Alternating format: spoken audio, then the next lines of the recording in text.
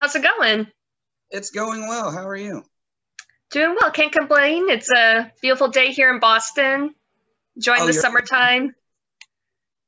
you have it a lot better with us. We're literally as close to the Gulf Coast as you can get without getting wet. And you kind of get wet anyway because it's that time of the year where it started raining about 4 months ago and it hasn't stopped. I know, right? This summer it's like been all about the rain. Literally every day. I can almost time it like clockwork. Anytime between 2 p.m. to 4 p.m., it's gonna rain every time. That sucks. And it's like Well, one of those, like, it only lasts for like maybe 20 to 40 minutes, and then it's just humid as hell the rest oh of the day. God, that's gross. It's literally down here, like this time of year, you just walk outside for like 5 seconds and it feels like you just got out of the shower. Now I remember that. I went to Alabama a couple years ago and I mean I loved it. Like the people were so friendly there. But yeah, I remember it was like so hot. Yeah, yeah, I don't like the climate. I'm a kind of a weird southerner. I prefer the cold weather. Oh really? Yeah, I've only preferred the cold weather. Um, I'm originally from North Alabama and like right at the Tennessee line, and we don't really have humidity up there. I had snow days at school. My wife, until a couple years ago, had never seen snow in her life because she's from here. I'm just like, but snow. Yeah, no. I grew up in Michigan, so I've been with snow my whole life.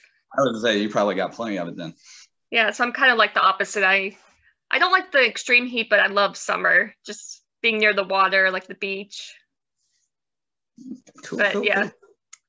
Anyways, you guys have like a lot to celebrate right now with the new single, Solid Ground. It seems to keep climbing the rock charts, so that's pretty cool. Yeah, that's pretty surreal. Like, because I mean, yeah, I think at the moment we're number 28 on the Foundations chart, but we're also number 34 on the actual Billboard Rock Indicator charts. And like seeing our name next to these other big bands, some of which are heroes of ours, we're like I think on the Billboard charts, we're literally right under the Offspring, the freaking That, Offspring. Um, it's that's surreal. I don't think it's actually like fully hit us. Like we get our report every Tuesday and we're like, oh, cool. And then we kind of go about our day. But like at the same time, it's just like, wait, what? So it's like really happening for you guys. It fingers crossed. It seems like it. I don't want to kind of like, you know, Jinx it. I don't want to jinx it and think too much of it yet. But it's been pretty awesome. Yeah, and I have to ask you guys about the music video because I was reading some background about how it was filmed at the Outlaw Mansion, and it's Yeah. supposedly like the most haunted house in, is it Alabama or? Yeah, that place was creepy, dude. So the house is actually here in Mobile County. Uh, Troy, our new drummer, found it and said, "Hey, how about shooting the video here?" Got permission from a family member, and we didn't even have like the story or the concept for the video until the week before we shot it. Well, we just had the location. So like the whole story and concept of the video happened like 4 days before we shot it, and then some of it was kind of made up while we were there. That house was creepy. Very beautifully made, like old Spanish style architecture and stuff. It was really awesome to be in there, and it is kind of like a big landmark in Mobile County. Like pretty much anybody that's from here knows that house. I'm a transplant, so like I didn't even know of it, and much less know that it was 15 minutes from my house. But yeah, it was very heebie-jeebie in there. Do you guys like film during the day or at nighttime? We filmed it during the day. It was about a 6-hour shoot. We were done, I think, by maybe 4 in the afternoon. Just kind of in and out. And then never really thought of the place since until a couple weeks ago, actually. The house burned down. Oh, like right after you filmed it, it burned down? No. Because we filmed the video like 4 months ago. Okay. We filmed it at the very end of March. And then a couple of weeks ago, we woke up and the local news is like Outlaw House up in flames, and we're like, whoa, what? And we apparently have the last known footage of what the inside of that house looked like. So then, like that very same day, one of our local news stations reached out to us and wanted to do an interview with us, and actually brought a lot of attention to the video. That way, it's unfortunate that the house had to burn down, Right. and if I'm being honest, there's a lot of when we were up there in the upstairs of that house, we found, let's say, equipment to cook things. So if I had to guess why that house burned down, it maybe had somebody was living their own Breaking Bad fantasy. I was just gonna say, yep. If I had to make a speculation, that's probably what happened. And it's unfortunate that that house burned down, because that house means a lot to a lot of people here in Mobile County. There was a lot of uproar and upcry about that house burning down, because it's been a part of history here. You know, people pass by it all the time, and they a lot of people were upset that it happened. And I hope at some point the owners are able to restore that place and bring it back to its former glory, because it was really cool. Yeah, hopefully. But at least you guys have, you know, some footage that people can watch to kind of remember it by. And I wanted to ask you, what is your approach to making rock music? Like, what makes a good rock song to you? I see that can be a tricky question, because like art is subjective. What I think is a good rock song could be trash to somebody else. It's and just good music in general. Like, I don't necessarily limit myself to rock or metal, but it's if I go down the rabbit hole on Spotify and I find a song or a record that I'm just grinning the whole time through, that's how I know, like, that's good stuff. You know, there's got to be a good groove. There's got to be a good feel. Like, oddly enough, of all people, I think Shia LaBeouf said it the best. I watched an interview from him, and he said, art is anything that moves you. If you create something that moves even one person, that's art. So what makes a good rock song? Like I said, it's subjective. It's just, if it's something that moves me, if it makes me feel an emotion, I think it's just a good song in general. If it makes you feel something, it's a good song in general. It doesn't necessarily have to be limited to rock. It could be a pop song could make you feel something. You know, R&B or hip hop. Like, if you can make someone feel emotion, and you can express, if the expression of your emotion makes someone else feel that emotion, I feel like there's nothing but good that can come out of that. But I wouldn't limit that to just rock. I think that's just music in general. That's a good answer. Yeah, I feel like if I can feel like there's authenticity behind the song, yes, honesty. Yeah, that's kind of what helps move. Like, that helps the song move me. You know. Yeah, I can if it's not authentic, if it's not a song coming from an honest place, most of the time people can tell.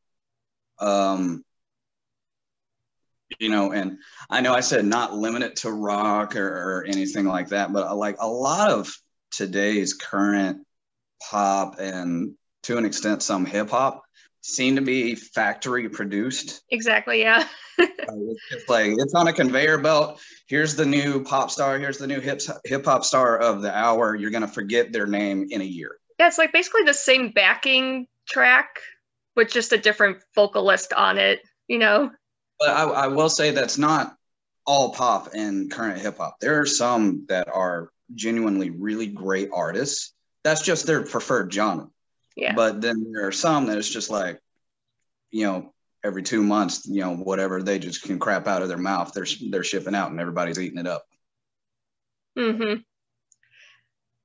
But what was like the last awesome discovery you made on Spotify that kind of caught your attention? I have been telling everybody that will listen to me about this band. Now, of the 5 members of Love the Hate, me and Marshall, the rhythm guitar player, are much more the heavier music people. So I was on the rabbit hole on Spotify, and I found a band out of Sweden called Orbit Culture. And I listened to their latest record. It's called Nija. And again, just like I described earlier, from start to finish, I could not stop cheesing. It was so good. It was so good. I talked to Marshall about it. He actually bought the record the other day, and he's gushing over it too. So they only have like 20K likes on Facebook, and I'm like, how? They're freaking amazing. So I'm trying to tell everybody I can that's into my style of music, like, you have to check out Orbit Culture. They're amazing, just amazing. And I've probably had them on repeat. Like, their record came out in this past September, so it's literally every time I get in my car and I'm on Spotify and I can't figure out what I want to listen to, I put that record on, just because like I know I'm gonna love that. I'm gonna have to check them out now. I've never heard of them.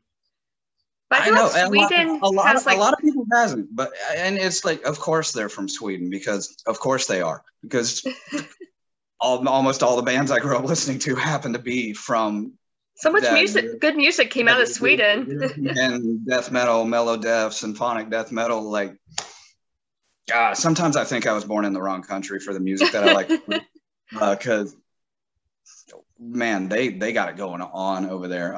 It's kind of weird because it's like, so sometimes I get asked the question, it was like, do you think rock or metal will come back? And I'm like, rock and metal is alive and well. It's just, it seems to be having a problem uniquely to North America. Exactly, yeah. If you look at the analytics, rock and metal is actually globally the most popular genres of music. It's just here in North America that it's on the lower scale. So, like, you know, globally, we're all, you know, rock and metal is alive and well and really kicking everybody's ass. It's just here in North America. That's why, like, some bands end up like going to Europe or getting record deals in Europe and getting big over there before they come back over here. But Twisted Sister did that. I think Slipknot broke in Europe. Imagine if Jimi Hendrix had never moved to England.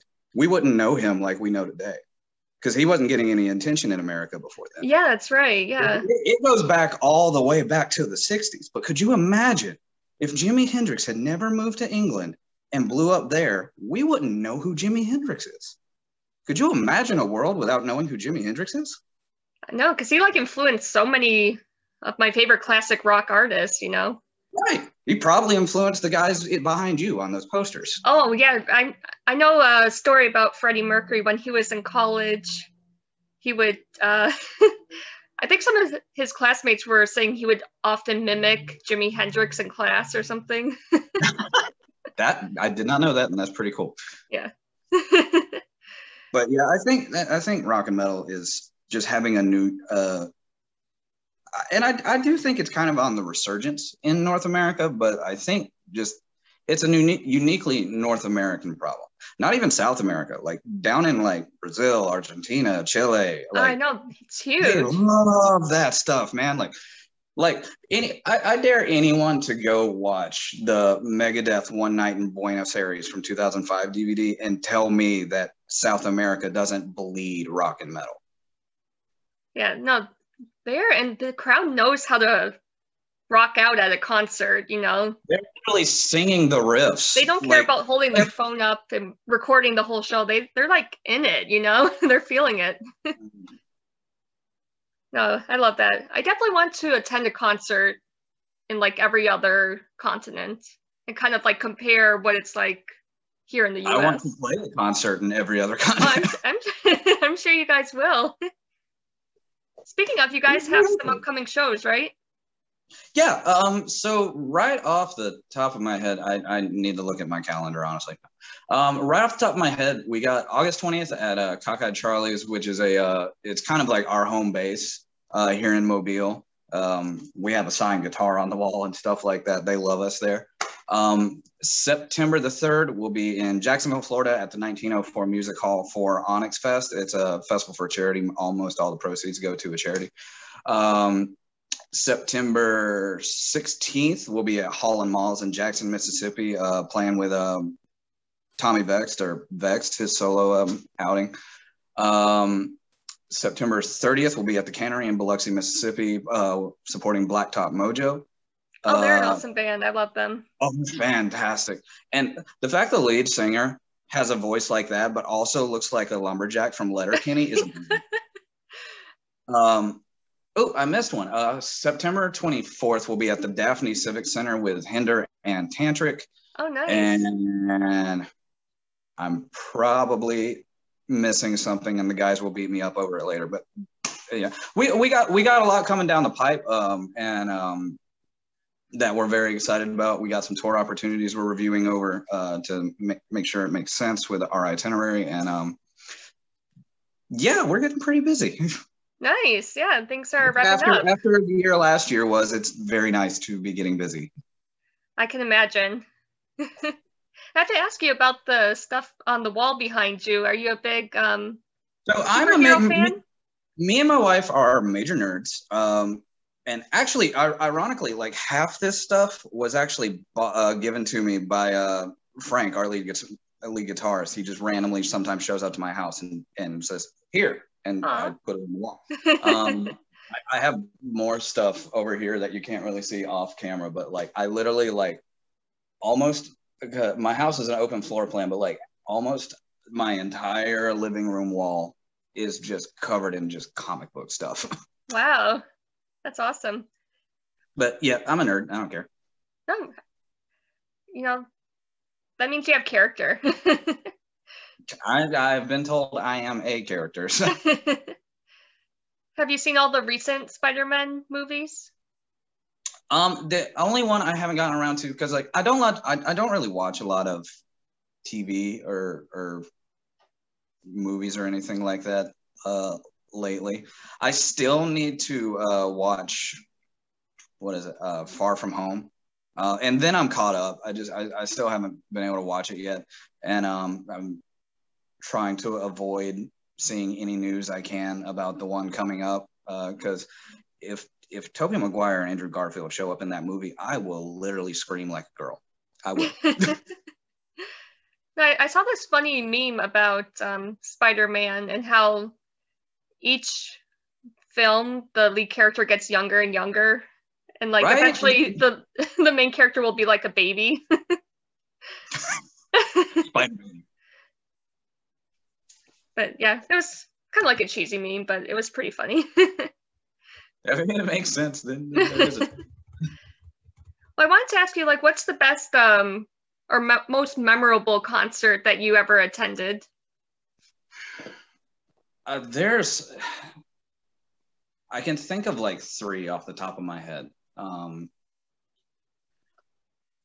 Probably to this day, still my favorite show of all time that we've played was a concert in 2016. So we had only been a band about a year. We were opening for Saliva at the Soul Kitchen here in Mobile.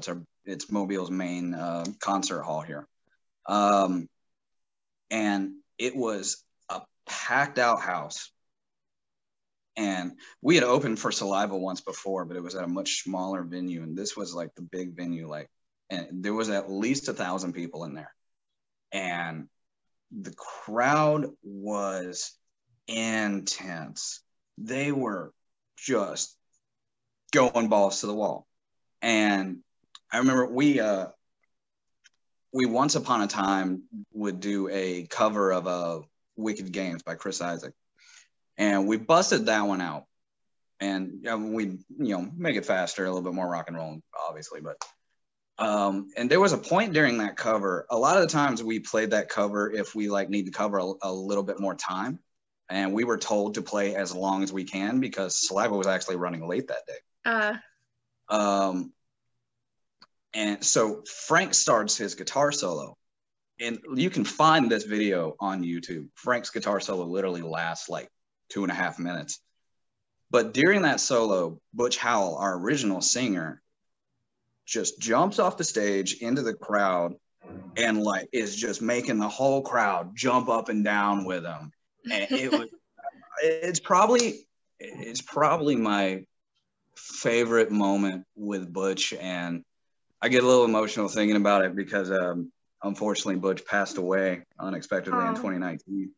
And you guys can watch the video. It's still a little hard for me to see that video sometimes, but yeah, that show was just amazing. And then having to go to work the next day, I had a major case of post-show depression because I was just I could imagine. It was man, I was literally not 24 hours ago a rock star, and now I'm on a forklift. What the hell am I doing? A case of Hannah Montana. The best of both worlds.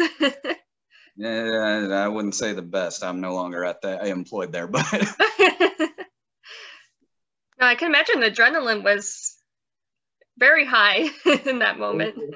It was huge. And then we had another experience like that. We opened for Lita Ford at Club LA in Destin, Florida. And it was actually one of Butch's very last shows with us. It was a month before he passed. And that show exploded too. Because we were put on the bill as direct support a week before the show happened. So when we got there, nobody knew who the hell we were. Nobody even knew we were on the show. And then we get on stage, and I could see in everybody's faces, who are you guys? By the time we get halfway through our set, we own them. And we had so many people come up to us to the merch table after that show, and it was just yeah. Yes, you won them over. We won them over.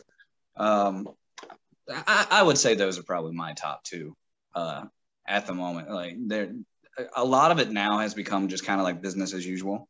Because that Lita Ford show was almost 3 years ago now at this point. But so a lot of it's become kind of business as usual. I don't get nervous or anxious or anything before shows anymore. It's just all right, we're clocking in. We're going to do our thing. We're going to have a good time.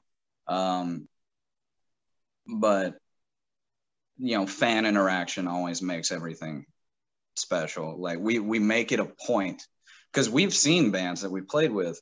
They play their set, they get in the bus, they leave. They don't stick around for the other bands. Usually no interaction. And some of the local bands that we played with have done that before too. Not recently though, so I will say that.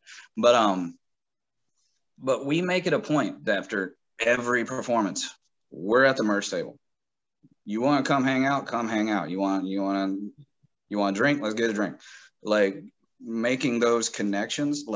Some of this band's closest friends now were people that we met at shows that were fans that are now friends. And that's always really special, is, being able to interact with these people and welcome them kind of into the fold. And now they're friends, some of whom I talk to daily. And that's really special. And that's kind of, I think, what it's all about. We're trying to connect people. This is a freaking crazy, volatile world lately. And I think we need music. Music is a big unifier, because you can go to a concert and it doesn't matter what race, religion, sexual orientation, identity you have. You are all in that moment just chilling and enjoying a song and enjoying a performance. And in that moment, at the very least, for just a moment, you're all one people. And that's kind of how it should be anyway. And it's nice to, I've never thought of it really that way deeply until recently, but it's nice to be able to provide that for some people. Yeah, I like to think of it as kind of like a community, you know, where we're all there to appreciate the same art of music, whether you're on the stage or, you know, watching in the crowd, you know. You're there for the same thing. I mean, it helps the musicians too, because I've never met a musician that wasn't broken in some way. Oh yeah. So I mean, you know, it's a therapy for us as well. Yeah, very cathartic. Yes. Well, what else can people be on the lookout for from the band? Well, obviously, Solid Ground is doing great at radio. Please contact your local rock station and request Solid Ground so we can keep it going up. Yep. You can find Solid Ground on all streaming platforms, obviously on our YouTube channel.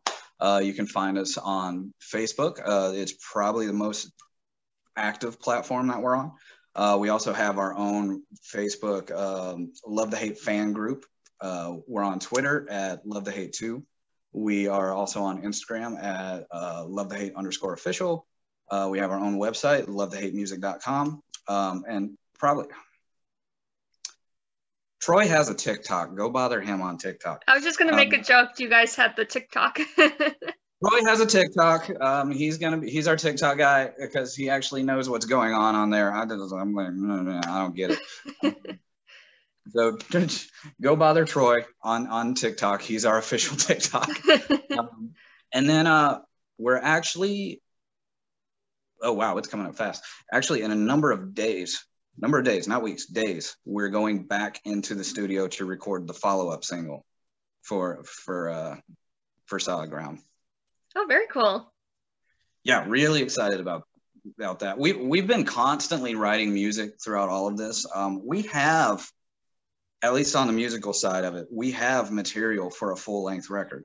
It's just kind of sifting through, like, okay, does this one have potential? Is this one just maybe like a filler song, or is this one destined for radio? And figuring all that out. But I would say, at least me, my personal lucrative goal is I would like to release an EP of all new material in first quarter of 2022. Because we also plan on going back into the studio again to record more songs at the end of September. So I think that would be a reasonable goal, is first quarter of 2022 being able to release an EP and hit the road with it. Yeah, I would love that. I'd love to see you guys perform here in Boston. Well, if you know somebody I need to talk to, let me know. I definitely will. I'll shoot you all the info. Absolutely. Well, I really appreciate your time chatting with me today. Yeah, thank you for having me.